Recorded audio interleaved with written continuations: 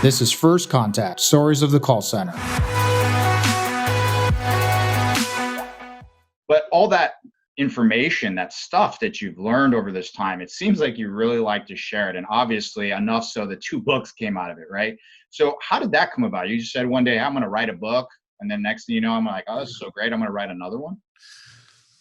We talked, and when I say the marketing team, it's basically at the time, it was basically me and some other people who like to do marketing, right? We couldn't afford to have a marketing person. We said, guys, how can we market ourselves? How can we brand ourselves? How can we get our name out? We can't do a ton of AdWords spend. We can't do social spend at this time. What can we do? So we said, let's give everything away that we possibly can. Let's try to impart as much value into the industry and become known that way. So it was kind of like our guerrilla warfare. That's how it started, our guerrilla warfare marketing. Gotcha. So we were just hammering out blog posts at the time. That evolved into videos. That evolved into kind of a YouTube channel. That evolved into our blog posts and our blog site.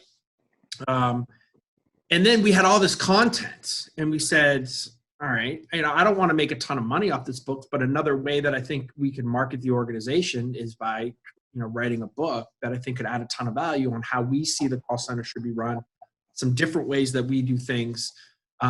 There's so much, there's podcasts out there, and there's blog posts, and there's things that talk about the theory of customer service and the theory of customer support. And here's some tactics and things you can do, but nothing really got underneath the hood and said, listen, if I want to run a call center, what are some things I need to do? What are the technologies I need? What are some of the skills and the talent? How do I handle an associate? So we wanted to get into like the nuts and bolts of actually doing it for somebody who's starting, or somebody who, there's so many people, like you said, Christian, that they didn't start in the call center.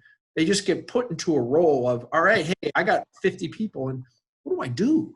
Right? I know how to manage people, but the call center side is so much different. So we basically, cheated, I guess. And we took all those blog posts and we whiteboarded all of them, and then we added and evolved them into something that I think could be a kind of a chapter by chapter how to run a contact center, or at least to evolve your thinking into some of the ththings that you're doing now from a culture standpoint, from an operational standpoint, those types of things. And I think there's not a lot of help out there for it. When you really talk about, I have this type of situation, what do I actually do?